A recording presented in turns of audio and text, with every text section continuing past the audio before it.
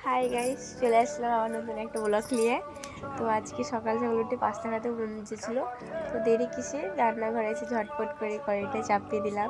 তার মধ্যে দিয়ে দিলাম জলটা যেহেতু গরম হয়ে গেছে, পাস্তা দিয়ে লবণ আর তেল দিয়ে ওটাকে সিদ্ধ করে ফেললাম। আবার তারপরে ওটা ছেঁকে রেখে দিলাম। তারপরে কড়াইটা চাপিয়ে দিলাম, দিয়ে দিলাম সরষের তেল, তার মধ্যে কাঁচা লঙ্কা, ওইটাকে শিমলা মরিচ দিয়ে দিলাম। তারপরে দিয়ে দিলাম পেঁয়াজ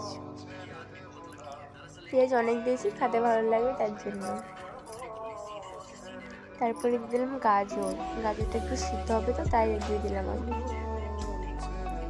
ঢেকে রেখেছিলাম। তারপর দিয়ে দিলাম টমেটো, একটু ধনের পাতা ছিল, তো ভাবলাম কি করবো, তো এতে ছিটিয়ে দিলাম। আপনারা কেউ কমেন্ট করবেন না, আমি আর আমার মা ভিডিও করি, আমরা মামিয়ে ভিডিও করি। তো আমাদের দুজনের জন্ডিস হয়েছে, তো ডাক্তারে খাতে ডিম মানা করেছে, তো তাও আমি একটা ডিম দিলাম, দেখতে পাচ্ছেন। তারপরে দিয়ে দিলাম পাস্তাটাকে দিয়ে ভালো করে নাড়াচাড়া করতে হবে।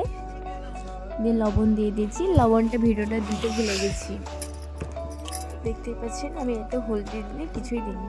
তারপরে নাড়াচাড়া করে ভালো করে ভেজে এরকম হবে।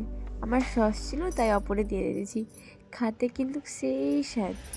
ভিডিওটা ভালো লাগলে লাইক কমেন্ট শেয়ার নিশ্চয়ই করে দেবেন আপনারা।